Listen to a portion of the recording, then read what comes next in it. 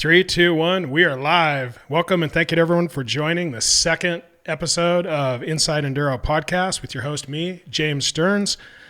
Today we are brought to you by Inside Enduro Media. You can follow us at Inside Enduro on Instagram, Facebook, and also on our website, insideenduro.com. With no further ado, please welcome our next guest, Wayne Dickert, off-road extraordinaire, Team Topar owner and manager. How you doing, Wayne? I'm good. Happy to be here. Right on, man. So, we've kind of got to know each other a little bit since we've come to Arizona. I've seen you around some of the racing scene, particularly hard enduros, and it always seems like you're in the thick of things and having some interesting things going on. So, thought you'd be a good guest. Thank you. Yeah, leaving me out in the desert, dehydrated. Yeah, well, you don't get worried until like the crows start circling. Or the sun sets and you're like, where are those two guys I came with? Yeah, well, the desert, it's kind of, people disappear out there, right? Yeah, and then you start worrying when you see the coyotes all running in the same direction. Yeah, that was a good pull, man. It took me a while to get used to the super loose sand, before the big hits. Definitely the riding in Arizona is it's surprisingly how diverse it is. There's different sands, some sands, bigger grains, so you really don't get any traction if you're trying to launch. Some of the sand is more compact, and obviously, as we know, the moisture is intermittent. Oh yeah, it's definitely intermittent. I mean, it's definitely, we've got some good riding here. We definitely don't have some of the conditions like you guys have up north or on the East Coast where it's a lot slicker and the roughage is different because it's really wet out there. So that's a challenge for us when we go to the East Coast. But here we have some good riding. We have a lot of good rocks. We just don't have a lot of slippery rocks. Yeah. Well, I mean, some of them, I know like King of Hammers, you get some of that granite that gets filled from the four-wheel drive tires, and they look like they should have traction, and they don't have a lot because basically all the pores are, filled with the rubber from the big rock crawlers and four-wheelers. Yeah. But yeah, definitely found out that, the rocks out here will definitely take your skin off. Yep, they can do that. Cheese grater style. Yeah, we were just out this past weekend riding out in Johnson Valley, and you're right. I mean, you're climbing something and you look at it and you go, I've got this, it's easy. And you hit it and you're like, where did all the traction go? This is an awesome granite rock, but you've got no traction, and you like just feel below you, and it's like this rock just breaks apart from all the trucks going over it and everything. So yeah, it's pretty gnarly out there. Yeah, I got a chance. I went and did the Hare and Hound last weekend as well, and got over there. I was late, so I'd messed around on some of the sections from the previous King of Motos, and hopefully somebody brings that back. That was a fun program, and there's definitely some interesting terrain out there, really challenging. Yeah. Well, and you know what? It's really different to a lot of the events that we do, and like you said, we've done Rev Limiter, we've done TKO, we've done all these events that are predominantly very wet, and the rocks are slippery, and they have a lot of mildew on them. So, or they woodsy and that, and we're not used to it from the West Coast. So, it would be good to bring a lot more West Coast type hard enduros, because if you get that combo East Coast West Coast, it will really be challenging to the guys coming from the East Coast as well as us going to them. Yeah, it is a different game, with the wet rocks. Definitely makes you really be deliberate in your use of pressure on the bike, your throttle skills, etc. Because it is a totally different game. Definitely, we caught a hold of that in doing all the Romaniacs training, where things are just so slick. Everything's slick, and if you don't preload that bike and weight the bike correctly to get traction, there's just no way you're getting up and over objects. Where if you got pretty grippy granite, you can kind of fudge a bit and be a little lax with your throttle and control. Definitely makes a different environment. You got to be on your toes for sure. Yeah, absolutely. How long? I think originally you're from South Africa. Is that correct? Correct. What part? Well, born in Zimbabwe but raised in South Africa. I was brought up in Boksburg, which is just outside Johannesburg. Okay. And pretty much lived there all my life. until I was 18 years old, and I decided to move out, and I moved to the UK for 5 years, came back to South Africa for a while, and then moved to the States in 2008. All right. So were you riding, did you do any dirt bike riding when you were young there? You know what? No, I mean, my parents would never buy me a dirt bike as a kid. Don't say it's no, bastards. They wouldn't. They literally, they were fearful that I would kill myself on a dirt bike, and they wouldn't allow that. And my dad said, if you want to buy a dirt bike when you can save enough money, you can buy your own. So I bought my first dirt bike when I was 24 years old. Excellent. So, yeah. Yeah, my parents, or parent at the time, I ended up getting one dirt bike that was $150, a DT100, and I'm pretty sure they pitched in some money, maybe hoping that I would die, because there'd be less food to push around, and one less shitty kid to deal with. But and they just kind of let me at it. Never did any racing because it was a $150, $200 bike, and I didn't know anything. I didn't even know that you're supposed to change air filters. I didn't know how to air filter actually for several years, and I guess that's an ode to old Yamahas. The thing still ran. Yeah, well, my first bike was a 1989 KTM 250, which had the left-hand side kickstart, and I rode that thing probably for 6 months thinking it was the greatest bike out there, and all the other guys were on these like 2005, 2006, and I was like, what? My bike's awesome. What are you talking about? Until I blew the top end and you couldn't replace it because nobody had parts. Oh, man. Well, yeah, I've been with KTM for quite a while, and when I started riding KTM, and part of the reason I'm still on them for the most part is when kind of college, it was a tough time. There wasn't any money around, so all the crappy bikes I had, I sold them all, and I actually came back, and I was going to buy a mountain bike, and so I go to the shop. I'm like, all right, I had a job. I'm like, how much does a good mountain bike cost? And they had the Cannondale that just came out with a mono front shock, basically a shock that's in the head tube. Mm-hmm. And man, it was the latest program. And it's $2,600. And you're like, fuck, man, it's like $2,600. Like, I've never bought a motorcycle that's over fucking $500. So I go, all right, hold that thought. So I go to the motorcycle dealership in Bozeman, Montana. And I'm like, hey, man, what do you got for $1,500? The guy's like, he had this, I think it was an LC4 engine, 640, desert, KTM. I mean, I live in the mountains of Montana. Like, what a stupid buy. And I was still young enough, I think 21, 22. It's like, hey, man, the bigger the number is, on the CCs, that's what I need, So I got that big pig, and it was kind of off-white, faded with a red frame, and yeah, man, just took it out and rallied, and that thing would stall, in the worst situations. And when that LC4 would stall, I mean, it's not like a two-stroke where you stall and roll to a stop. Like, you basically have your handlebars imprinted on your chest for about 2-3 weeks from a stall, And so I went through the ugly stage. You had the I think they had a mint green frame at one time, or red with mint green, accessories. And then they went to this, like 97, this baby shit orange. They still hadn't found real orange yet. So it just kind of looked like, the backside of a rotten diaper. And they smeared some purple and other lines on it. Yeah, it was horrible. And then, so those were 550s when they were still importing them, the two strokes. And, and just kind of, progressed from there. And so the way I looked at it, parts were expensive and parts were hard to get.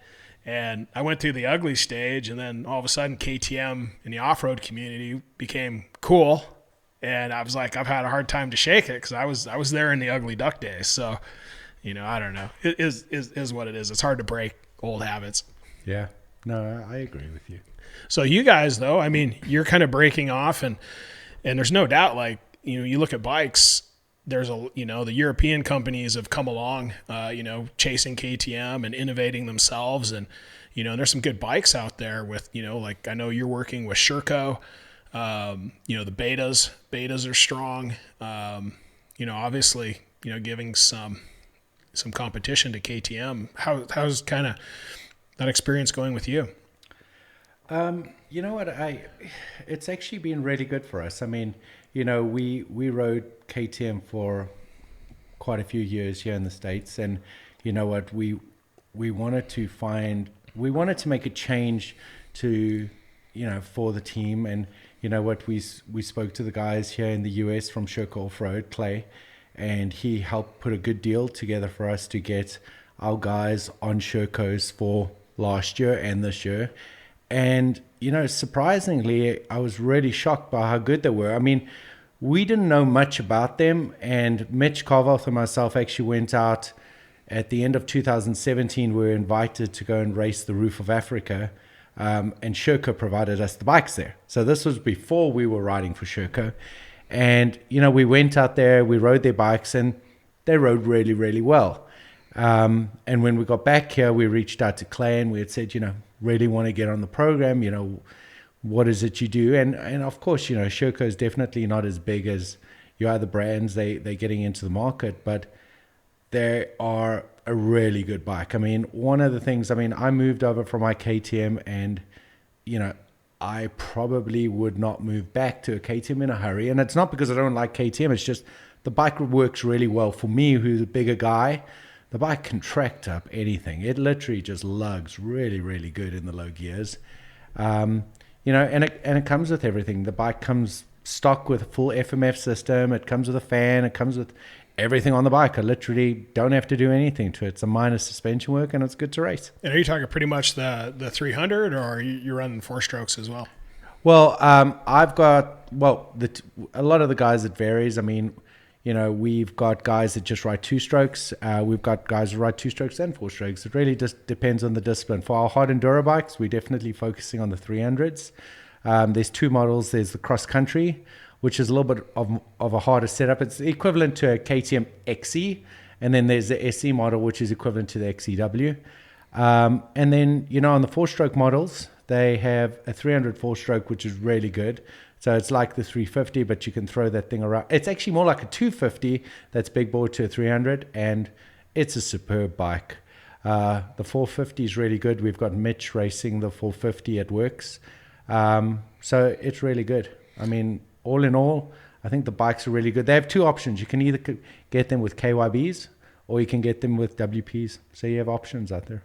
Gotcha. So obviously, talking about Mitch, and it seems like you've put together a kind of a substantial team. What's kind of the history behind that? It looks like you're building this team. I keep seeing Sherco backed and Hard Enduro Outfitters, which is kind of another business you're working on. And I was actually surprised because I'd heard about Hard Enduro Outfitters, through social media here and there. And when I came down to Arizona, it turns out you guys are just down the street from me. So to stop in, and I know Mitch is involved with that, and that was pretty cool to see that. So kind of what do you got going on with your team and the Hard Enduro Outfitters, and how does that all tie in together? Well, so, when I moved out to the States and I started racing, I wanted to promote the sport and try and bring back a lot of the young riders. So, it actually started off Team Topar as a friend of mine, Tim Wusso, and I got together and we started a team. And we literally were driving back and forth to Colorado doing the Webby series and working with Tony from Topar Off-Road, who's Topar. And, we got together and said, let's start a team. And, we wanted to help bring youngsters back into the racing, get them introduced, because, a lot of the times, a lot of these talented riders don't have a lot of money. And we were like, how can we help a lot of these riders get back in? One of our first riders that we brought onto the team was Mitch, and he's really been with us from the beginning, and he's been a great ambassador to the team and everything that goes with it. And over the years, we've now brought on a few extra team members. Do we want to at some point be a factory team? Because a lot of guys say, they're just a support team. Well, we are, but we have the ambition to be, a full factory team at some point. So, we've got a good lineup this year. We've got Kyle Redmond, who's going to be really focusing on hard enduro and endurocross. So, we did sign a top rider in Kyle. We've got Mitch Carvalth as well, who's going to be focusing. Sherco's actually supporting him as well for the Work Series and hard enduro. We got Grayson Gonsalves, who's our Hawaiian rider. He's the number one rider in Hawaii, and he's going to be doing all the hard enduros out here as well. We got Nick and Zach Brawner, who are going to be doing the Amara series out here. They're two local kids. Well, they're actually from Kansas, but they live here now. And they've been killing it. They're riding the 450 and 300. We've got Kyle Hutchinson, who's a 300 rider. 250 rider, sorry, and he's racing the Western Hare Scrambles. So that's going to be pretty interesting for him. Wow, that's quite a lineup. Yeah, and then we've got some other support riders. I mean, we've got Jesse Kierlieber, who you rode with, and we've got Hudson Whittington, and we've also got Art Panzarella. So we've got some good riders, and a lot of them are also development riders, like the youngsters that we've seen in the sport that we see a lot of potential in. Like Hudson, for example, he's got a lot of potential to be a good rider. So it's helping nurture and grow him into being that rider. Excellent, excellent. Yeah, it's definitely a theme. I keep hearing from, multiple people, especially about their kids. It's kind of like their concern. So it's like, hey, we want the kids to do something right, etc. And got a lot of kids on their phones, just inundated with social media, etc. and not getting out. And man, it's almost, painful because the sport's a lifelong sport. Mm-hmm. It's, unlike football. I remember the stats, from me playing Division I football was if you made it to a college team, it was something 0.8 of 1% mm-hmm. of the players, made it on a college ride. And then from that, the guys that made it to college, 0.6 of 1% made it onto the NFL. And at any point, if you didn't make it from the junior high team to the high school team, you're just done. Mm-hmm. Like the sport's over. Soccer's a little different. Some of the other sports, you can kind of continue on and men's leagues, women's leagues, etc. And then same, so high school, you finish, you don't make it to the next step, you're done. You finish with college, you don't make it to the next step, you're done.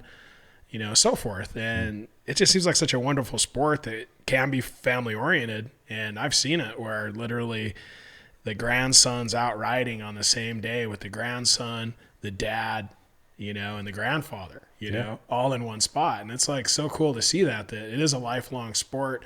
I think you learn a lot from it, kind of the moto community, dirt bike community seems to be a fairly independent group. They're kind of like, pretty resourceful and just kind of get on with it. I find it interesting, in my, very similar to like the hunting, society is there's kind of people who get shit done, mm-hmm. and don't make too much of a big deal about it. Absolutely. Yeah. I remember my daughter racing the 4 to 9 class on the 50cc, and I was there running behind her every couple of miles because I wanted to make sure if she crashed, I was there to pick her up so she could get back on and win the race.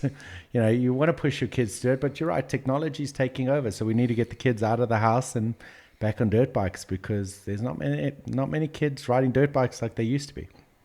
Yeah, it's interesting. I mean, I wonder, is it just because, A, you have to have a dirt bike, B, as suburbia grows, it seems like in a lot of places you have to go further to go ride. Mm-hmm. So it's not like you can, just go and knock out a 2-hour ride. Usually you're spending, a fair amount of time getting there. You get ready, etc. And, next thing you know, it's a half a day, it's a full day.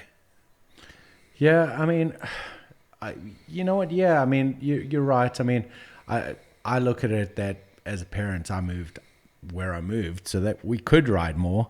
But you're right. I mean, a lot of people, if you look in California, people have to drive 2-3 hours to go riding. Who would want to do that? I mean, I get it.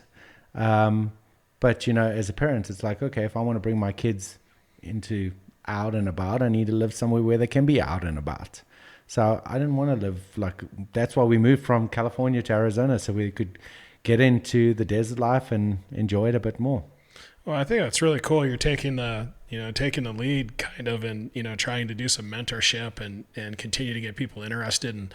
And again, it's, you see the excitement in Europe, for example, and the fan base in Europe, and people really get into it. Mm-hmm. that's something, I think with the venues, with the Hard Enduro series and the National Hare and Hounds, and that's why we try to, do our best to support them is to try to, continue to keep that excitement. I think it'd be interesting to get your opinion. One of the things we talk about a lot is venues. Mm-hmm. And what I've noticed about the European venues, especially in Hard Enduro, they try to condense part of the races to make it really fan friendly, so the fans can actually see what everybody's doing on the dirt bikes. They can see the technical skills, they can see the the get offs, they can kind of see the fight, because unfortunately, unlike the Hare and Hound scene, everyone takes off in a cloud of dust, a melee, and then everyone comes out of a cloud of dust. So if you're a spectator, you see nothing, you just get dusty. and Well, and that's one of the reasons why I think Tennessee Knockout's so successful. Because, if you look at it, they have their endurocross venue for the final race, which brings, it's a short course, and you can literally watch the whole race. There's not many other races. King of the Motor was good. They have a lot of spectator points, but they didn't have as many spectator points. I think if you brought that whole prologue into it, like Romaniacs, where you have, the prologue on the first day, and all the races in Europe have these prologues where they are spectator driven, but they have a lot of, spectator viewing points. I think it would bring a lot more people, but they need spectator points that are easy to get to, because, not everyone has a Razor or a Can-Am or a quad bike, and if they're going to come out there, they want it to be easy to go to. Yeah, it's a good point, and I think the prologue is so important twofold. Mm-hmm. One, it's a great spectator show, mm-hmm. and it really condenses it so everyone can kind of see the skills, see what's going on. And I think, that's great for the show and super important, but on top of it, as it's used in Europe, it is how they essentially stack the starting point, mm-hmm. so that the people who are more efficient riders start more towards the front. Yep. So instead of, as you can let the whole crowd go, and you have people who are definitely not, throttle jockeys, and, they're good on the throttle, but as soon as anything technical comes, it's a shit show. Yeah. And then the guys, people are even with them or whatever, they get held up in that bottleneck, where you have a good prologue that tests the skills and somewhat stacks how the start is. You should have a more competitive, efficient race with hopefully, less bottlenecks and kind of, stringing it out, which, they do in Europe. Yeah. Exclusively. That's one of the issues. With a lot of the races here is, and a good example is Tennessee Knockout. If you start in row 20, you may be the best rider out there from a technical perspective, but that first race is a fast race. It's got maybe 20% technical, and so if you're not a fast woods rider through those trees, you're not going to qualify in the top 30 or whatever goes through. So you've got to look at it and say, well, that's not technical. So yeah, let's make a prologue that tests the people's ability, and then we'll stack that order up from there and let them start in row 1, 2, 3. Okay, then the guys behind them have to catch them if they're fast enough, but at least they get them out front. Yeah, definitely in the harder, in the more technical hard enduro races for sure. I think it's a good point, and it brings, it really brings that other skill set. Mm-hmm. The skill set's on show, and that's kind of what it's all about. It's an exhibition. The good riders, everyone wants to see them, but let's be honest, everyone wants to see the people crash. Everyone wants to see the guys going over his bars, because that's the whole point of the show. When you look at these videos online of people racing, everyone just sees the crashes, the burns, and the spectators are like having a blast. That's hard enduro. It's making it as hard as humanly possible to get through. Yeah, no, it's the story of perseverance, right? Yeah. Making it through, and that's why I enjoy it. It's kind of the, you mix the technical ability with the mental, toughness, to grind it through and get it done. And, it's pretty much an adventure, it's like you kind of hear, I don't know if it's the sports from, hard enduro or off-road racing or whatever, but it's just, society's gotten weird. It's like in the United States, shoot, when I grew up, man, like kids fought all the time. Mm-hmm. Like there were fights 3-4 days a week in the alley after school. Like nobody really got hurt. Once it finished, someone was like, "Hey, I'm done." Well, they were done. If they didn't think they got a fair shake, they would carry on. Maybe they'd try it next week, And then if they got their ass kicked again, they're like, "Well, maybe I'm not very good at this shit." so they set their sights a little lower. And, but we kind of had opportunities, kind of going back to the kids, that, you had the opportunities to test yourself, and things were a little rougher. And, so now, all of those things in school are totally been extinguished. It's like none of this behavior is allowed and none of it can go on, for obvious reasons to some extent. But I think it just leaves this vacuum of, who are the adventurers anymore? Who are the discoverers? I mean, who are the nomads? I mean, who are the people out, actively, just exploring and pushing the limits? And it's like, I think it's embodied what's going on, as far as I look at it as ironically as, all right, there's absolutely essentially no fighting allowed in the United States. Like whether you're in school, you get, somebody's a shithead to you, and something happens. It's like, the law doesn't put up with it, right? But then what's one of the most popular things on TV? Fucking gladiator sport. Yeah. Professionals, highly trained, highly skilled, knocking the living shit out of each other on mainstream TV. Yeah. So all of a sudden in this country, okay, fighting's bad, but here you have an extreme on both sides. There's no happy medium. Yeah, it's an extreme on both sides. So, again, I think the motorsports and in this respect it's kind of the opportunity, for those kids, to one of the many opportunities, if they take it, to get out there, adventure, push themselves, see who they are. And, you're going to get bumps, bruises, hopefully, keep the major injuries, to a minimum. But I mean, hell, people have been doing it forever and people seem to get by. And when they get by, they end up with a little more character usually. Yeah. You know what? I think any sport, I mean, you look at generally any sports now, any kid should be out there playing sports. But what are they doing now? They're playing on their phones. They're playing on the iPad. They're playing on the TV. Just getting out there and getting some fresh air, Yeah. I want my kids to be out there. I don't want them stuck in front of the TV all day. I want them, even if they don't become the best dirt bike rider, I don't care. I just want them to experience other things and not just be stuck behind a TV or behind their phones. Yeah, and it's too bad because even some of those sports, my cousin, he has his son's he's a good wrestler. I mean, it's going to be interesting to see how far he goes. Mm-hmm. And I went out to watch a match out in Spokane, Washington, and I'm watching, and and he had a great match, and he obviously won, and he got done, and they didn't raise anybody's hand. I'm like, I asked him, like, what the fuck's going on here? And he's like, well, they don't keep score.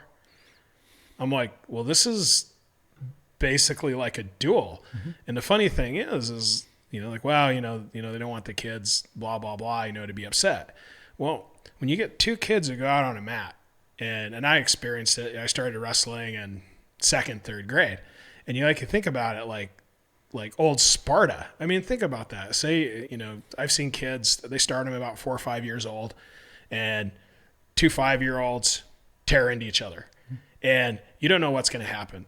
The one who wins may cry. They may both cry. Yeah. The guy who loses may cry, and the other kid may. You just don't know. But I mean, just think about that. It just seems kind of crazy when you look at it from the perspective is, you take 2 5-year-olds, you put them out in a circle with 1,000 screaming people in a gym, and just let them go at each other. It's like gladiator combat, really. Yeah. But it builds a kid. The kid figures out where he is in the pecking order. Correct. He understands. Yeah, I mean, half the time I'm sitting there, my kid plays basketball, okay? He's 7 years old, and they don't count score. It's like, well, we don't want to count score. They don't count score in the basketball either? No, not at this age. And I sat there, but my son's 7, he's counting the score. He knows the score. And I'm like... Well, they always know who wins. That's the fucking thing. Yeah, it's like in the wrestling. Just say who's won. Make a competition out of it. It's going to build character. It's going to make them stronger. If they lose, they need to get up and fight harder. I mean, it's like, if you get into a fight, I didn't win or lose, so it doesn't really matter. No, if you friggin' lost, you get up and fight and you need to win. Yeah. Oh, man. Builds character. Yeah, it's terrible. It's terrible. Well, unfortunately, I don't think we're going to solve that, but it's interesting, I mean, the time, 'cause I mean, I think it's a wonderful time to ride dirt bikes. I've talked about it before with just, man, you got great technology. You have great resources out there to learn and to get better. And man, it's like once you start grabbing onto some of that stuff, man, it really becomes a really enjoyable sport. Yeah. I mean, just looking, I can't speak for any other states, but I mean, just in Arizona alone, we've got so many ambassadors of the sports. You've got, Destry Abbott, he's DA training, there's so many people that, want to help the community. I mean, we're trying to bring in young talented riders.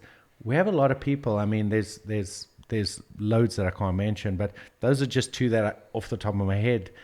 They want to build the sport. We want the sport to grow, and we all need to just come together and figure out what is it going to take to get kids back on a bike and bring the sport back. It's going to be good for everyone. Yeah, definitely, some type of mentorship program I think has to go on, and it sounds like, you've kind of embarked, on it. I mean, you have to start somewhere.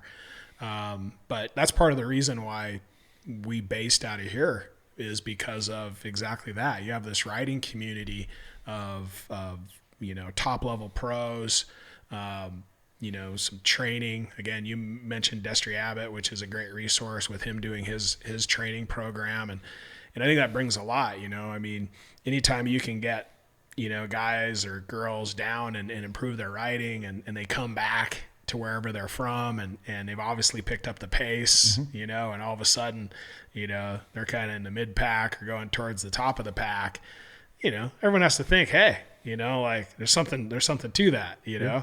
and I'm sure you've been out here a couple of months, and I'm sure you've seen how the people take you in here. I mean, you went out yesterday with Taylor and Max and Joe and all these guys. They invite you to come ride with him. They're all they're ambassadors of the sport. It's not just them pro guys riding together. If you send them a message, say, hey, when you guys riding, they'll include you because that's what the community's like. And it's great because that's what the sport's about. Is they're not scared to have guys out there because it actually doesn't impact them anyway. And giving a helping hand here or there makes us as semi-professional or weekend warriors, whatever you want to call it. It makes you think, I can do it just as much as anybody else. It may not be as good, but in your brain sometimes you go, yeah, no, it's impressive. I think, I mean, you get the opportunity, you got to kind of toe the line and, as long as you do that, you usually, you're welcome. But yeah, like you said, I mean, those guys, there's a great bunch of guys and, they're, at the top level of the sport and you see how hard they work and what they put into it, and it's contagious. And I think, again, that is a great model of getting people involved and enthused is, it's like, hey, this is what these guys put in. And, I think, there's just a lot of misconception out there that like, oh, people are just, born fast, and then I hear these backstories of how they were, like when they're riding as kids and some of the battles with their parents, of trying to, stick to technique and get better and some wild, training programs. And you're like, no, it's like, yeah, they're talented, no doubt, but they work their ass off. And you got to put it all together. You may be talented, but you still got to work on your fitness. You still got to work on this, and it's hard work. I mean, these guys don't sit around doing nothing. I mean, they've all got the talent, but they work hard at it. Oh yeah, well, when it's game time, it's game time, and and you got to run that line, and especially you have so many other talented guys chasing it. You have to find the differentiation. Yep. And if that's mental toughness, fitness, diet, mental toughness, yeah, it's the whole program to get it done, and that's what's cool, seeing so many guys like with the like mind, getting it done, and girls too. I mean, I've seen some of the fastest girls down here that I've ever seen. It's impressive, they take it seriously, they push the technique, and it's impressive. Yeah, no, it is. So that's one of the reasons why I enjoy living out here. I mean, you get the best of everything. Okay, we don't get the rain and all the the swamp bushes to ride up, but we've got some really good terrain out here. Yeah, no, I think it's a good way to mix it up, and there's a lot to be. Yeah, there's a lot of benefit from, especially the Arizona, the whole Southwest, really. And you look at it compared to other sports. You look at countries that dominate. Even you look at baseball, and you have so many people that come out of Puerto Rico and Cuba and some of these other spots because they're able to play baseball year round. Mm-hmm. It was almost like football. Texas is. I don't think they're supposed to be training year round, but they do. And you see it. You get a lot of good football players out of Texas. You look at rugby. Basically New Zealand, South Africa, and Australia play all year round. I mean, I played premier level union rugby in Sydney, and the season itself with the grand final and finals, the playoffs was, I think 22 to 24 weeks, and then before that, there's 5 weeks of trials. Separating the teams. So that takes you up to, 27 weeks. And then they also have, a touch season as well. So like your time off was, it seemed like it was about 5-6 weeks. Yeah. And then you're right back at it. So, you look at, I guess the UK, it's wet, but they can still kind of get on. But, you look at some of the north, you go north when you start getting snow, and unless you have indoor facilities, it's kind of shut down. Yeah. So, here, Arizona, it's like, I guess you got the summer, but if you get up early and, go knock out an hour or 2 hour session. It's not that bad. I mean, we get up early. I mean, my wife and I will get up, she'll get up at 4:30, and we'll go and hike one of the mountains up and down in an hour and a half. And that's a good, just some good cardio for the morning. I mean, okay, you're not going to be up at 7, 8 o'clock climbing the mountains because it's too freaking hot. But even if you don't want to ride your dirt bike, there's so many other things to do here. And, you've seen some of the mountains. I mean, you've got Black Mountain around the corner. It's a good hike. Yeah, I don't know, man. I don't know if I've, entirely have drank the Kool-Aid yet. Everyone says it's not so bad in the summer. And I've been down here a little bit, and, man, it gets hot. Really hot. You know what? It gets hot. Everyone goes, no, it's not so bad. And I'm like...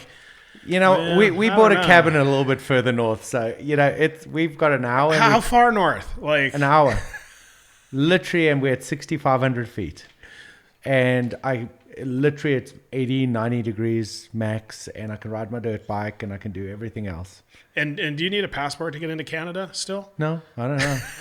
It's only an hour. It's not a flight. An hour. Yeah, it's an hour drive. It's just before. It's on the way to Flagstaff. But no, you know what? It does get hot. I mean, it does get ridiculously hot. I mean, sometimes you're out there training and the heat's just unbearable. But you know what? We still ride. Yeah. I mean, you either ride early in the morning or later in the afternoon. Yeah. Wow. Yeah. I mean, still though, you're riding, so that's good. Yeah, it was interesting. Like the Roof of Africa, I've spent quite a bit of time in Africa, Zimbabwe. I had a lot of friends from the rugby years and doing a bit of hunting as well. Unfortunately, didn't get to ride any dirt bikes in Africa. That'd have been cool. But so Roof of Africa, when you and Mitch went over there, how was that? You know what? It was actually a good experience. I mean, I've done the Roof of Africa before when I lived in South Africa. But when Mitch and I went out, we rode, like I had said, with Sherco. It was definitely, one of the things that guys always said about the roof is you can have all three of, how many seasons are there in one day? Well, we had that in one day. We had, at the start of the time trial, it was snowing. A couple of hours later, it was raining. Then it was windy. Then it was full sunny. I mean, we literally went through every single type of environmental change in the 3 days of riding out there that was humanly possible. And, it was definitely an experience. I mean, some of the passes out there just go on forever and ever and ever. And, I remember the one pass, you got to the bottom of the canyon and you looked up in between the trees and all you saw was two-stroke smoke just all the way up the mountain because it was literally, I think it was a 22-kilometer pass. So what's that, divided by 1.6 or whatever it is. That's still like 10 miles climb. And it wasn't a climb. It was just boulders switchbacks all the way up the hill, and you got to the top and you were just beat. And then you got to the, we went further and you thought, oh, I'm done with that. And 2 minutes later you were in another pass. And, all the community out there actually stand on the side of these passes and they watch you. And when you get stuck, I remember the one guy saying, do you need me to help you pull you up? And I was like, sure. And he said, give me 20 Rand. Which is equivalent to $2. And they tell you to get change for the people to help you, because it's just what happens. And I remember giving the guy 20 Rand, $2. The guy pulls out these 2 ropes, clips them to the front of my forks, and literally ran up the mountain, pulling me. He just said to me, don't fall off. And I was like, what do you mean don't? And he just started running. I think he ran me 3 or 4 miles up a hill. And I was like, I got to the top, and we must have passed like 6 people. And I was like, sure. I ended up giving him like another 80 Rand, which is, to him was like heaven. But I was like, you just pulled me how far? Yeah. I'm willing to give you whatever I have. Yeah, $20 is a good value. Well, I've also heard, though, those same guys that are taking money and have their custom tow ropes may have, throw some rocks, it's like some big rocks in the path as well. So is that a true story? They do that. So you'll find these little, you'll see the trail, they blockade the trail, and they'll make you go a loop that's harder on purpose so they can see you crash, or they'll pile these rocks together, and as you hit it, your front wheel slips off. But, it's okay. I mean, you're not going very fast, so, yeah. But it was definitely a good experience, and, I would love to do it again, but from here, the logistics is really hard. I think this year my focus is I really want to try and do one of the European races. I'm undecided. It's either I want to do Erzberg, Sea to Sky, or Romania, because I'm not sure. We'll see what happens. Yeah, it's a tough choice. I mean, I originally started off with the Romaniacs, which obviously purported as the world's toughest enduro rally, which I think that's true when you talk 5 days. And, people are kind of like, well, why are you starting out with that one? I mean, the longest, gnarliest one. But kind of the way I looked at it is like, well, hell, if you're going to take the time and travel overseas, I'd like to get a lot of riding in, and I guess that's just the attitude. Like, hey, if I'm going to go at it, and like Erzberg, you're at a 4-hour clock, and you do all the travel and yeah, it's, the big 1-day event, but you could be out after 10 minutes. Yeah. And that's it. It's like, well, thanks for coming. Here's a bratwurst. Yeah. And you know what? In talking to a lot of the guys, they had said, the first one, Mitch has done the Erzberg multiple times and he's done Sea to Sky. And a lot of the guys have said to me, Sea to Sky is a good one too, because, it's also really pretty out there. And, we'll see. I'm undecided. We'll figure it out. Yeah, it seems like the logistics of getting bikes to Turkey, being definitely further east is a lot harder. Yeah. Well, the nice thing is we've got bikes in Europe that we've had out there. So, I was going to sell them and get new ones. I'm just going to leave them out there. And whichever ones we decide to do, we've got a guy that helps us out in Europe. He will arrange the shipping to get them shipped wherever they need to go. All right. Yeah, I'm actually... Looks like I'm signed on for Erzberg this year. You are? Yeah, so I figure I knocked out. I've had 2 Romaniacs finishes, and I'm going to try to go back for a third. And had opportunity from a friend of mine, Shane Moss. Big shout out to Shane Moss. He's Red Roo Adventures. He rents bikes, provides bikes for Romaniacs, also for Erzberg and some of the other races as well. He's got a great tour company as well. They base out of CBU, and great guy, and loads of fun to be around. And he kind of brought it up. I'm like, yeah, I think maybe I want it a little bit longer, to give it a big try. But I think I'm about right there to have a stab at it. And so maybe I need to do Erzberg with you. Yeah. We'll do it together. We'll help each other up the hill. It's a sickness for sure. We'll tie a rope to each other's bikes. Whoever goes up first pulls the other one up. Yeah, it's definitely a sickness, and it's an addiction. Oh, for sure. I mean, my wife looks at me and sometimes she watches the videos we post and she goes, "How's that even fun?" And I'm like, I don't know. It just is so much fun. I mean, when you're out there and you're on this cliff and you're like looking down and you're like, I could frigging die right now if I don't, and you have to figure your way out of it. And it's just awesome. And I really love it. And, my wife keeps pushing me at times, you need to stop. And my parents keep pushing me, you need to stop. It's like, no, I can't stop. I thought you would have convinced your parents by now. I mean, it's been a while. I haven't convinced them. If I say the words retire, they would, I promise you, my dad and mom will probably jump up with joy and go, yeah. Man, they're in it for the long game for sure. Yeah. Keep their son safe. No, man, you gotta, I don't know, smoke them while you got them is the way I look at it. Yeah. We look at it and the more we keep our bodies going, the younger we're going to be. The day we give up, your body's going to start deteriorating. So might as well do it and enjoy it as long as we can. No, I agree for sure. No, it's fun pushing it, and it's funny you talk about the fun, and a lot of people talk about the different types of fun, and there's kind of like the ha fun, and then you have the fun where maybe at the moment it's not very fun, and it's kind of getting on your nerves, and you're spent, you're frustrated, and all of those things, but you get done with it, you get a meal in your belly, maybe a beer, and you're like, wow, man, that was a good time, because it seems like the things that leave a scratch and a mark on your soul are the things that you remember. You know, you don't remember that was nice. Disneyland. Yeah. No, and you know what? I was definitely a couple of years back. I was one to, be out there, and I'd be like, hell, I'm done, and I'd pull out the white flag and go, I surrender. And Mitch once said to me, he goes, why do you ride dirt bikes? And I'm like, what do you mean? He goes, you quit a lot. I'm like, I do? He goes, yeah. And ever since that conversation, it sticks in my head, and he's like, don't ever quit. Even if you have to push your bike across the hill and up a hill and down a hill, just keep going. No matter how slow you go, don't quit. Yeah. And, I never thought of it as being like, oh, I quit. And then, he brought it up, and I was like, I don't want to be that way. I don't want to ever quit again, no matter what I do. And it's hard, because sometimes you're right. You sit there and you're like, just keep going. And you're like, I have nothing left to get me up this hill or down this hill. But somehow you always get through. Yeah, it's good. It's good advice for sure.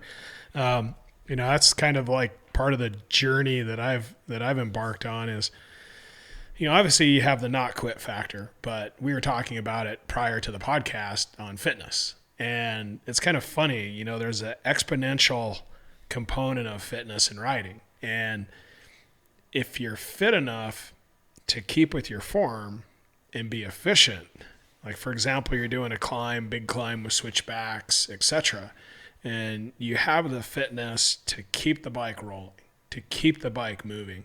If you can maintain that level, when you get to the top of the hill, you're not just completely smoked. And your heart rate comes down quicker.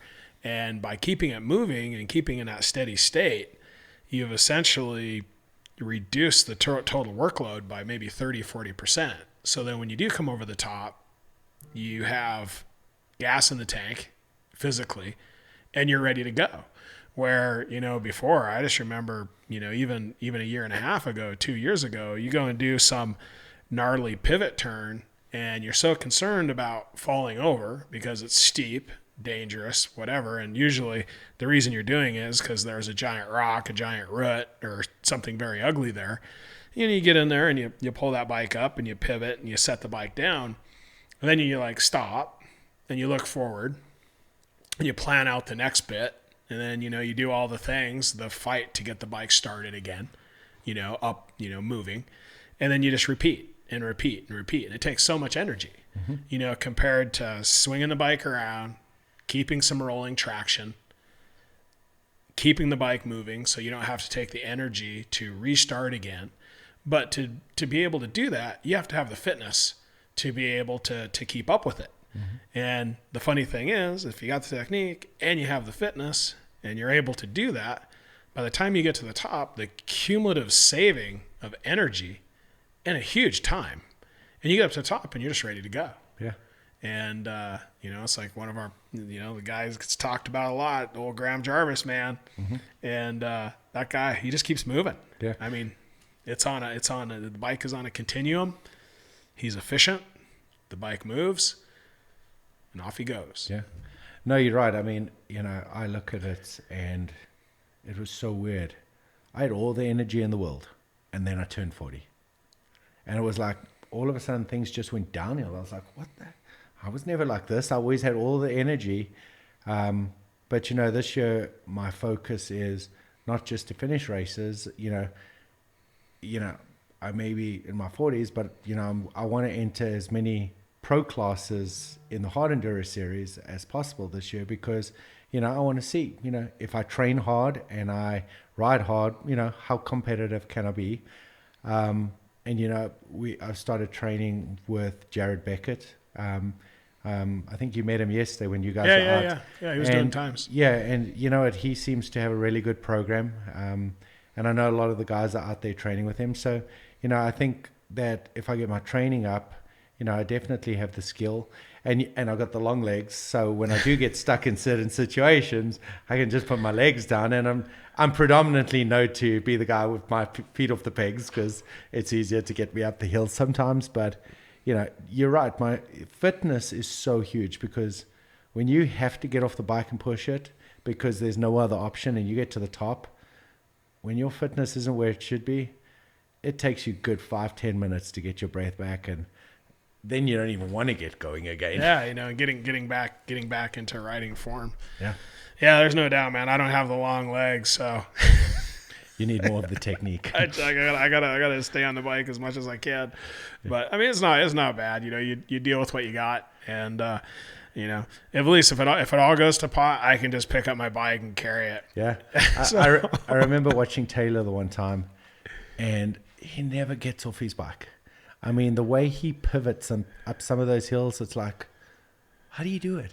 I mean, it's just, it's so amazing to watch some of these guys get up these hills, and it's like, you didn't get off your bike once.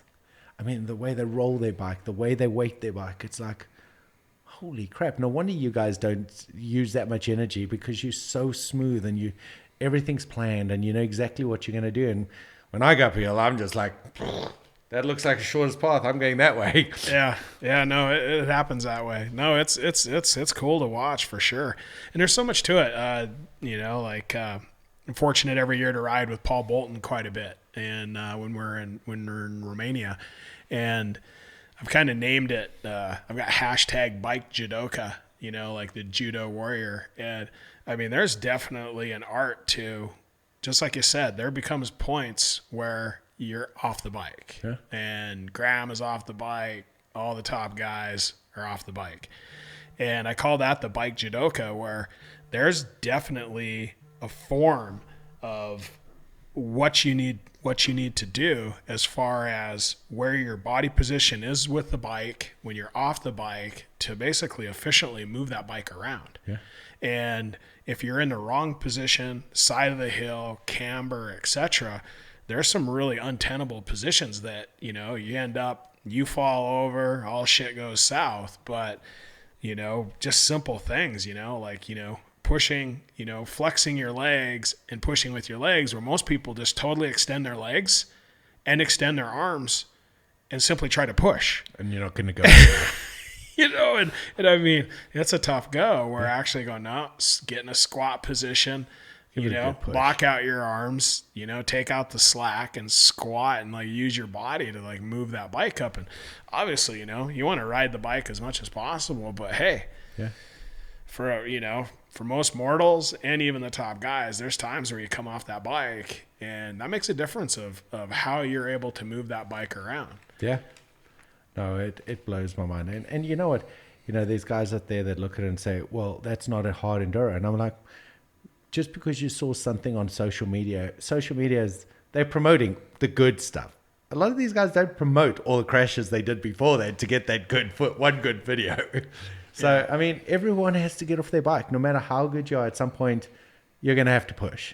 And, in Erzberg, you see that all the time. I mean, when they get into some of these sections, you see them. I mean, that's how Billy Bolt and them lost the race. I mean, they were out front by so far.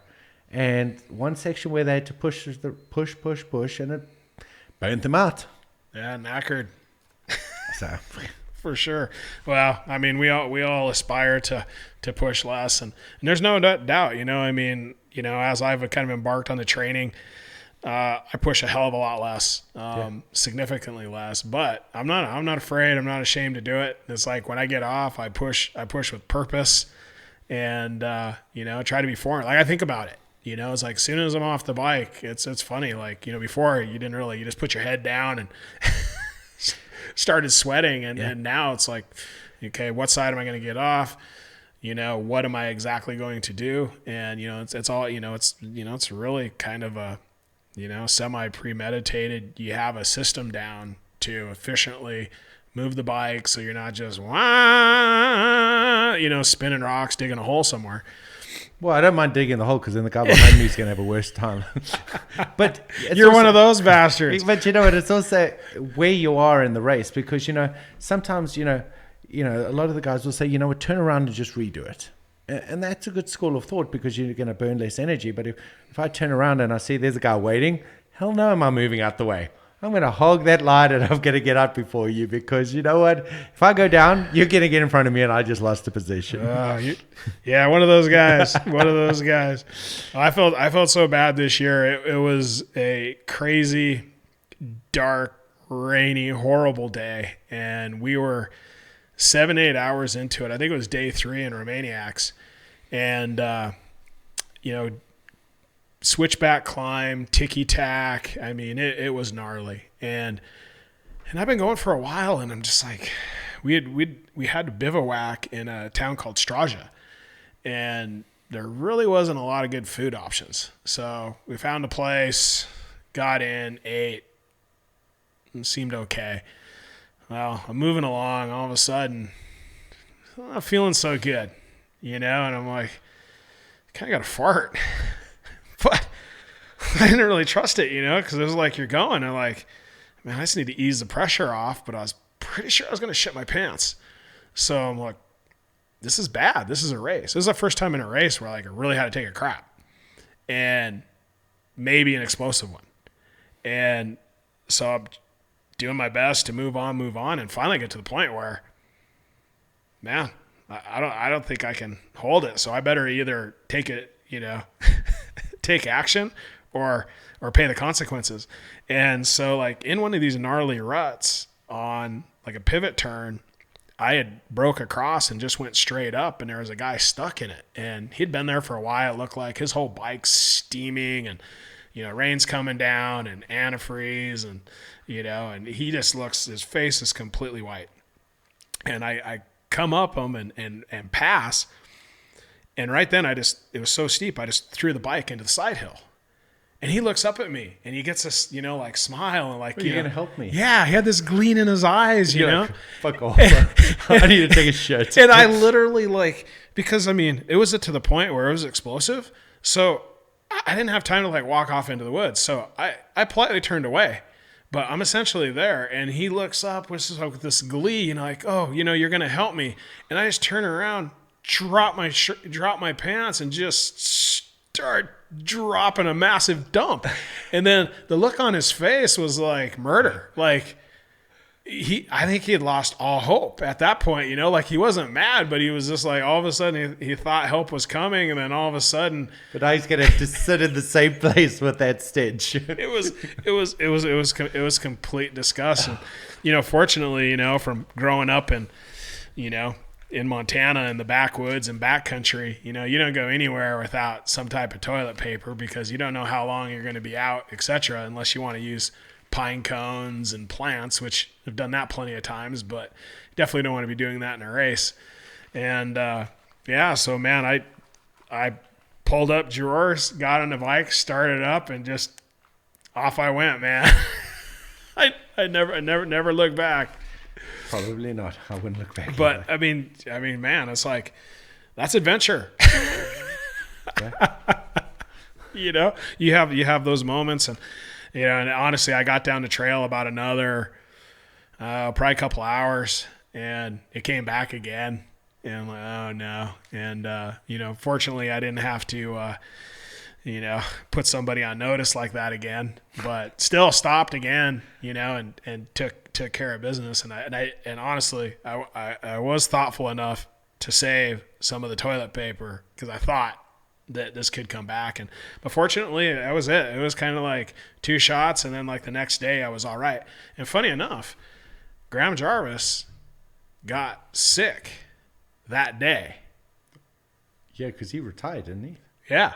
That's the only race I know of that he's ever retired. He's ever retired, DNF'd. And he loves Romaniacs. Yeah. And he had stomach stuff going on. And again, that was, there was only a couple places to eat in Straja, and that's where we ate. And, I had that bout the next morning. I usually pretty much got an iron gut. And, obviously he had some GI problems and couldn't carry on. Yeah. And, I was lucky to just be able to evacuate and move on. He didn't stop. No. Yeah, maybe that was the problem. It's like once it's filled your boots from the inside, then I don't know, man. Then you got GI problems. Yeah, I don't know that you want to press on after that. Maybe that's one to put on your list.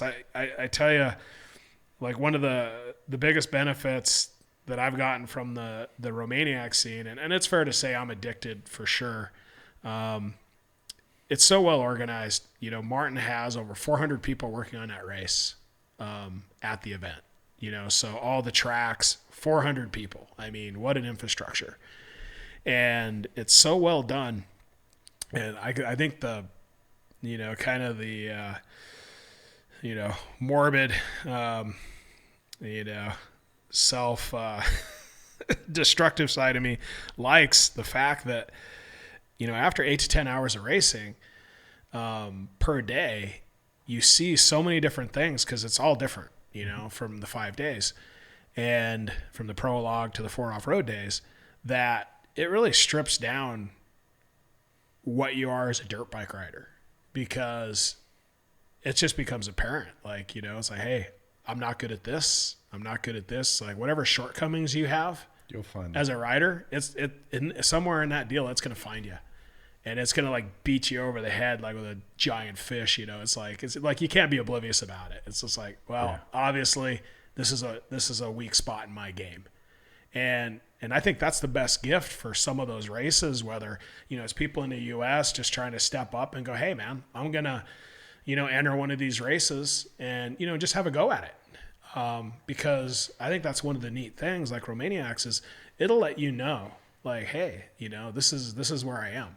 And this is my ability level, and it gives you a mark to improve, to go, all right, well, I did do well on this, and this, and that's something I need to work on. And, it's always fun just to go pound trails with your buddies, but then it also kind of gives you, a focus and something to work on where you're like, hey, this is something I want to work on. Maybe you get a couple friends who are kind of interested in the same thing and like, hey, let's go work on this instead of, hey, we're just going to bomb down the trail and see who's not last. Yeah. And it's a lot of guys have said that about Romaniacs, that it will test every part of your riding, potential or talent. Yeah. So, I mean, it is... Or lack thereof. Or lack of talent. I probably don't want to show the lack of talent, so I'll stick to Erzberg because he's got it. But, one of the things you mentioned, more riders going there and vice versa. I mean, that's one of the reasons why when Mitch and I were talking about, setting up Hard Enduro Outfitters, we wanted to, we want to help bring the European riders here and have options for them that if they need a bike, they can come get a fully equipped bike here. Or, we want to partner with somebody in Europe that says, hey, if we send people that way, get people from the US out there, because, the more riders we get here from Europe, the more it's going to help promote the Hard Enduro brand out here, and vice versa. I mean, they're way ahead of us. They've been doing it for a lot more years. I mean, Hard Enduro is really still new in the US. It's not as, it's not as, I mean, you look at it, what do we get at a Hard Enduro rate? A couple of $100? They get, Erzberg is 1,500 people, So if we can start bringing more people here and sending more people there, I think it will be good for the sport as well.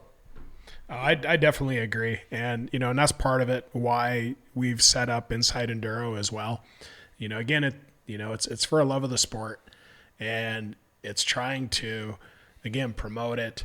And some of these kind of are, main pillars really of kind of the structure we're starting to, build is, one is that education. Mm-hmm. And you talked a little about it, where Destry's doing a great job with it, for, from everything from, just basic skills for, turning, to even endurocross skills. And I think we're going to talk with him a little more and see, kind of the full buildup of what he does.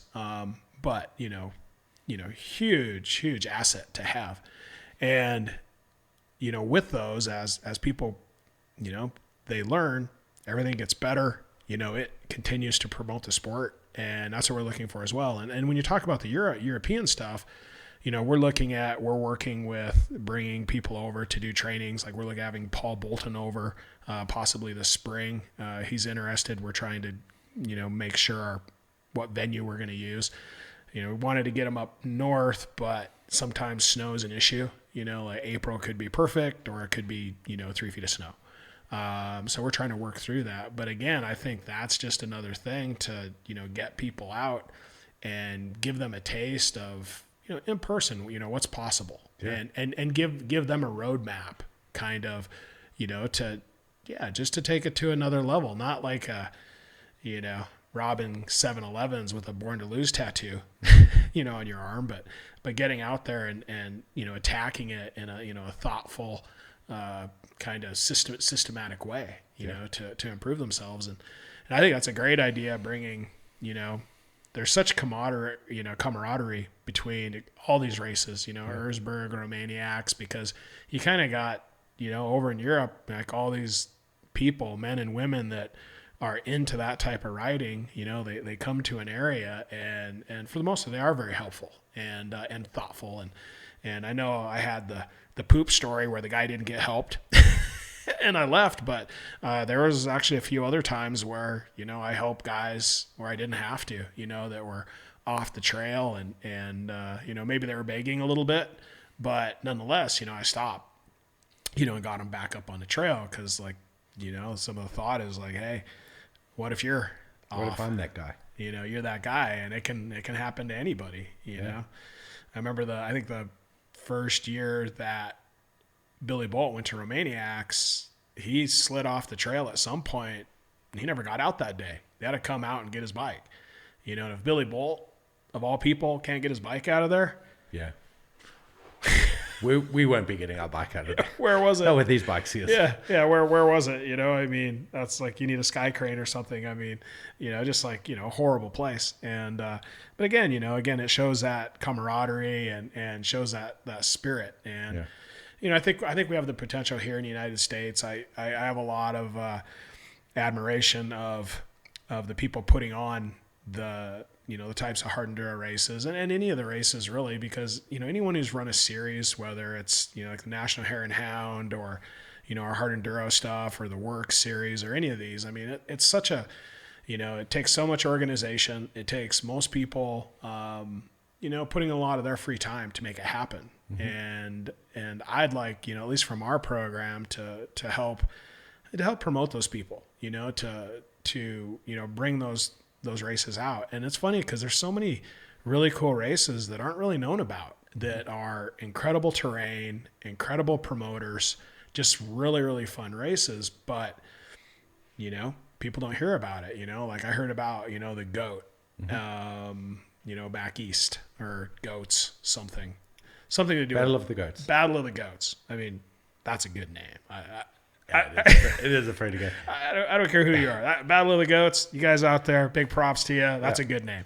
Yeah, that was a pretty good. We have in Idaho, Greg Ragsdale puts on the Silver Mountain Extreme. This is part of the series this year. Yeah, it's part of the series this year. Good one.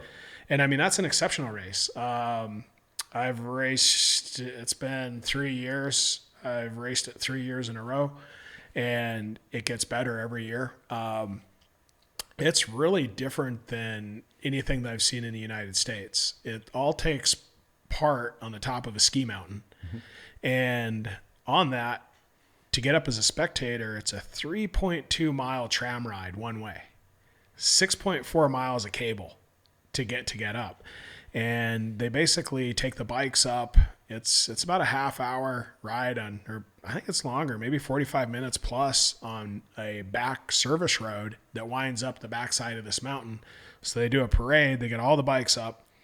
All the fans come up via the tram, or, you know, gondolas.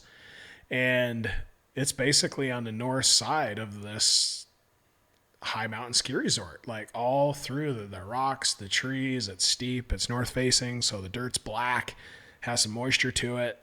Usually there's, you know, never really been any dust. They've put some kind of enduro cross little segments, not a lot, but, you know, just enough to give the fans, you know, a little bit of action. And then the other thing that's really unique about it is that they keep, I think, 3 or 4 chairlifts running, so fans and spectators can get to all sorts of different parts of the mountain. And some of them, they just continue to ride in a circle and they get to watch the action from the air. That's pretty cool. Yeah, you know, so it's like, you know, get on the chairlift and you know, you see the people dropping down, you know, like one of them's, you know, close to 1,000-foot descent, you know, in one pitch. And, you know, watching the bike slide down and you know, it's a pretty good time. So I was pretty excited to see that they got that into the series. And then also, you know, Mark out at Rev Limiter, they do a great job. Yeah, looking forward to that one. Yeah, it's pretty amazing. You know, I mean, we drove out there last year and had to go at it. And boy, you're driving across Texas and there's a lot of flat land and you're thinking hard enduro, Texas. Yeah. Hard enduro, Texas. Even when you're a mile away from the race, you're like, where's the mountain? Yeah. There's no mountains. The guy I was driving with, I you know, I don't know. I hadn't been drinking or anything. And I looked, I go off in the distance. I go, are those mountains? And he like looks at me and goes, no, those are clouds. Like, I was just, I don't know. I think I wanted to see, you know, some hills and we show up and, you know, it was kind of hard enduro reversed. Everything was in the ground. Yeah. And, but the terrain is challenging. The way they lay it out is fun. You know, it's a legit event. And I think they've been quite smart about it with doing similar to TKO. When they do the final, they kind of condense it down to, I believe it's something between a, you know, 1.5 to 2 mile and loop. you can literally go from all the different spectator points. Things go up, things go down. So the spectators fill in. And I remember last year there were some guys from Spain, and it was funny just seeing the difference because, you know, you had the Texans there and they were good. You know, they were boisterous and, you know, they were cheering and they were having a good time drinking beer in their Carhartts and that was good fun. But a couple of these Spanish guys, they climbed up into trees, you know, so they're 15 feet, 20 feet off the ground, you know, basically, you know, hanging there, you know, kind of like a monkey, and they're just like, you know, yelling and going nuts. And you're just like, how cool is that? You know, I mean, just, you know, that's so much spirit, you know, it was a lot of fun. And yeah, I enjoyed that race.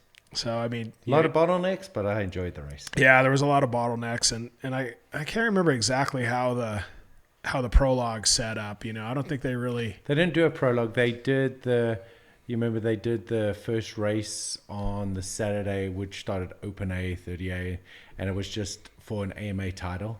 So they did it that way. Gotcha. And then they took the top, I think, 60 riders from that and went through to Sunday. Gotcha. That's how it was. Yeah. Where, you know, like the difference with TKO is once you get into the pro day, then they run a proper and they start eliminating time trial prologue. Yeah. And that sets the starting order for the first of the 3, you know, final kind of pro expert motos. But they've got that one wired. Yeah. It's a good race. I like TKO. Yeah. The humidity though. I'm dehydrated before I even start. I don't know, man. I was so wet. I don't know. I don't know what the point of being dry was actually. No, it was just brutal. It's like you need to live there for 2 months before the race to get climatized to it. Yeah, I don't know if that really works because, like, I asked somebody there, I'm like, "What do you guys do during summer?" And they looked at me like that was the dumbest question. They're like, "We don't go outside." And I was like, "Okay, I don't know."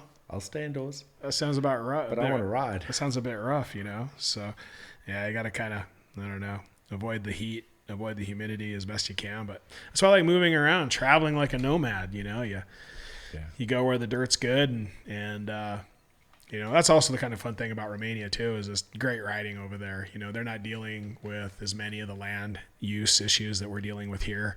And, that's a whole nother topic with, working with or fighting with BLM or the Forest Service or, any of these entities that are pretty much hell-bent on shutting, seems like everybody out for everything. Yeah, that happens all over. It's in California, Arizona, it's happening everywhere. Just have to, I can't say fight it because I don't know. I didn't get involved in that. I just ride. Yeah.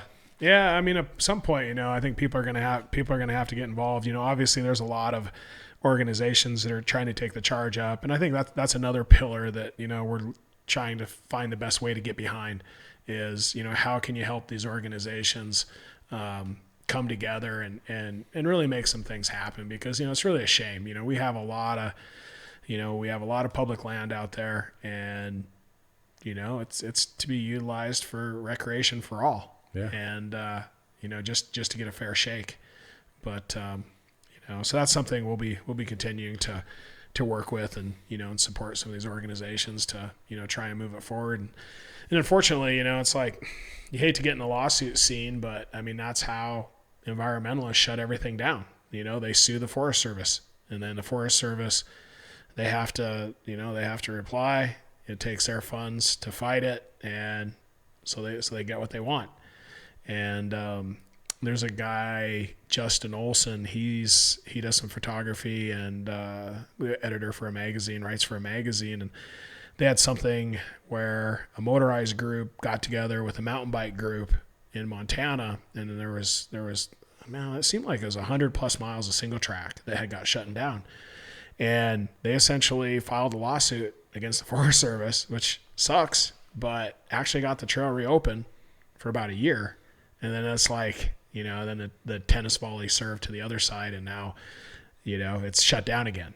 Yeah. And they're having to fight it. But, I think there's hope. It's just, it's figuring out how to deal with it. And I guess that's one of the drawbacks of when dirt bike riders are fairly independent and resourceful. Mm-hmm. They don't come together. Yeah. They just kind of like, we'll go do our own thing. And, maybe if they shut this area down, it's just kind of like a turtle or a pond dries up. It's kind of like, well, find somewhere else. Pick up and move over to the next pond. And close this down, we'll go there. Yeah, or maybe come back to the pond when nobody's looking. But hey, you force us to do these things. What are we supposed to do? Yeah. What else do you see going on? Anything interesting? Like you had mentioned before, one of the things on our side is we started Hard Enduro Outfitters, and that's really just a mechanism for us to, build the sport a little bit more. Of course we want to promote Sherco, but we don't just promote Sherco. We work on every other bike, and we have parts for every other bike as well. And I think it's going to be, I think we have Mitch running it, so I think it's good for him because it's getting him in that environment to, understand how a business is run and getting into it, and, helping, he has a passion for the sport. So, who better to run the company and be out there every day, because a lot of people have respect for him. So, we want to build it, and I think it's good that he's doing it while he's racing it. A lot of the times these races are like, well, I need to focus on your racing. Yeah, I get that, but at some point you're going to have to start, making money, and what better way to, invest in a business and, look out for your future, because at some point riding's going to stop, and if you can't ride, but you want to stay in the industry, we've got to do something to, make sure that the money still comes in. Yeah, and if you get the money coming in, usually you're still have the ability to ride. Oh yeah. When you have some funds. No, I think it's an interesting concept for sure. As people do become more interested in hard enduro, and it is happening, no doubt. You just see it. That's just people going out and adventuring, and how fun is that? And a lot of people have questions about bike setup, and even from our last podcast, when you start talking mooses and you start talking, different parts and setups that are necessary, to, essentially help you, as much as possible, navigate, angry terrain. It does matter. And guys like Mitch, with his experience, definitely, knows, from all the racing and hard enduros he's done, is what bike setup is. And it makes a difference, I mean, don't get me wrong, skill's huge, but if your bike is, essentially set up for motocross, or it's the wrong bike or whatever, you can make life exponentially more difficult for yourself. Yeah, and that's the whole reason why, a lot of people say to us, but you don't have everything. Well, we don't want everything. We want to focus purely on hard enduro. Can we get everything else? Absolutely. But, when we sell a bike, we want to kit that bike out so it's ready to race a hard enduro, not a motocross race, hard enduro. So we want to make sure we got the right linkage guards. We want to make sure we got the right rotor guards. We want to make sure the suspension is set up right, the right moose. What are you looking at? You want a soft moose? You want this? So we want to make sure that when we sell these bikes, they're kitted for hard enduro, because you look in Europe, the guys are organized. Here, a lot of the guys getting into it, they don't know much about it. So, we want to help those guys that don't know much, and we want to get them on the right track. This is the right guard. Why do you want this? Well, you don't put aluminum guard all the time because they catch. So you put the plastic one for this. Yeah, it may not hold up as well, but here's the benefits of it. So, we really want to get the bikes kitted out for hard enduro, and, try and do it as cost effective as well, because, bikes are expensive nowadays. And, you and I both know, you buy a bike, and by the time you've kitted it out, you spent another $6,000 on all the parts. Yeah, man. I try to keep it low, but it's hard. It's hard. It adds up. It's funny you mentioned the thing about the skid plate, because on our previous podcast, we're talking with Joe, and he's talking about, he used a heavy aluminum skid plate, for his, super fast off-road racing. And he felt that it, lowered the center of gravity and, was more stable at high speed, which, makes sense. But when you got into the rocks. Yeah, from a physics standpoint. But then, hard enduro is a different deal, where if you're in, going over boulders and, a lot of things where you're going to have impact, or you're actually going to be, almost high centered on rocks, aluminum likes to grab rocks. Mm-hmm. It typically doesn't like to slide. It's soft, so it augers in, where, like you said, like a more plastic or, a different type of skid plate is more apt to slide. Maybe it's going to take off some plastic with it, or some, usually a polyethylene plastic or carbon or whatever, but it's typically going to slide instead of, bite the rock and just, stop like, the Titanic, on an iceberg. Well, we found that with all our guards. I mean, Topar used to make the rotor guards out of aluminum. And, well, what happens when you hit a rock with aluminum? It bends, and what happens? It knocks into your rotor. Yeah. So we made them make one out of high intensity, whatever they call it, plastic. What happens? It hits the rotor, flexes straight back. The rotor cuts it, comes straight back out. And we have a limited, and now it's lighter. So, we're looking at all the things to try and improve it. Some of the guards, the countershaft sprocket guards, a lot of the bikes just come with the 2 holes. So we sat with Topar and we said, we want 2. Or Mitch came up with a design that said, well, we've got 2 here, but we want 2 to come into the ignition side as well. So it's 4. So now you don't just have 4, because if you hit something with 2 bolts, you still have a chance of ripping it out. You have those extra 2 bolts, a little bit bigger, extra 2 bolts. Now you've got a stronger, part. And, how many times when a chain comes off and it rips your whole front off? Yeah, it's a bad deal. We saw that out racing the Hare and Hound this weekend at Johnson Valley, and Kendall Norman. It looked like his entire chain guard ripped off. Mm-hmm. And I've seen some products that, bridge and strengthen that. And, when I've used them so far, they've been good. You can see that they're pretty scarred up, and they're holding tight.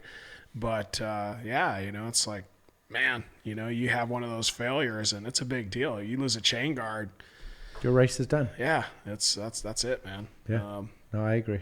Rough story. So that's in a nutshell why we set up the business. We really want to focus on hard enduro and promoting the sport. And I think, having the team at the same time, and I think it will it will help promote the sport and, get the visibility out there. I mean, ideally, Mitch and I, want to work with promoters out there to put on an event. I mean, ideally, we'd love to put one on in Arizona and find terrain that's going to be suitable for hard enduro. And I think that will be awesome for Arizona, awesome for the people that ride out here. But, if we have to head into California or something like that, we'll go there. Mark and the guys from Rev Limited want us to come out there and, help them as a sponsor as well. So, we're looking at what options we can do there. And then, Kenda wants us to be out there all the races as well, helping, from a hard enduro outfitter's perspective, fitting tires, fitting mooses before the event, because, they want people, out there supporting, getting tires on and all that. So, we want to do what we can to help the riders out there. Yeah, that's actually a good idea. I believe it was a works race I was at, and I think it was Maxis, and they had a deal going on where, they'd change a moose. And at the time, I wasn't very good at it. And it wasn't that much. I was like, man, that's a deal, So like right there, in between motos, new tire, new moose, so that, gets them, me to try their product. Yeah. And, Absolutely. And that's the whole concept. I mean, at all these events, we're going to have levers, we're going to have grips, we're going to have tires, we're going to have all the things that break in a hard enduro, because camelbacks, how many guys pitch up to a hard enduro and they forget their camelback at home? We want to bring those things to these events so that people, have them. Oh, yeah. Maybe they don't need it, but you know what? As a team, we need them, so we're going to have them anyway. So if people want them, we're going to have them available. Yeah, I tell you, man, there's nothing wrong with having a couple extra shifters. I believe you're with me, where I busted one off. Mm-hmm. It seems to happen now and then, and it happens all the time. ruins your day, but no doubt, levers, shifters, like you said, the stuff that breaks, pretty much innocuously in hard enduro. I mean, a little too much to the left, a little too much to the right. It will break. It typically will, maybe an extra chain around. Yeah. Who knows? I mean, we saw that last weekend in Super Enduro. Or even a linkage. Yeah, Cody Webb busted his chain, and he's off there, frantically trying to put it together. And I've had chains come off. Actually, I broke a chain at the Wickenburg last year. And didn't your chain also come off? Your chain came off while we were riding that day, didn't it? Once. Oh no, my chain came off. No, your chain. My chain came off a few too many times because I braid my sprocket. Oh yeah, that was me. You were delirious, I think. I was delirious. I was having a bad day at that point. But yeah, no, it's like I've lost a chain a couple times, and you learn it. Again, I think that's part of that adventure riding. It's like it's key to have a axle bolt wrench. Because if you need to slide that wheel up, you don't even need to take the axle out. You just slide the axle over a little bit, it forward. Flip it. You can push the whole wheel, usually almost an inch forward. Mm-hmm. Get, compress the suspension, get that chain back on, basically put it back, with your spacers, and, you don't even need to pull the axle. But I tell you what, man, you don't have an axle bolt. Yeah. Have a bit of wrench. Yeah. You better have some tough fingers. Yeah. Oh. Well, cool, man. Well, I think we're there. We've logged some good time. Man, it's like I look forward to seeing you out at the hard enduros, and I think we'll continue to ride around here and, and progress with the game. And yeah, man, we'll carry on. I'm really glad you're able to make some time to come out and tell us a little bit about your program. And yeah, thank you. I appreciate it. Well, it was pretty cool being here. Thank you. You're welcome.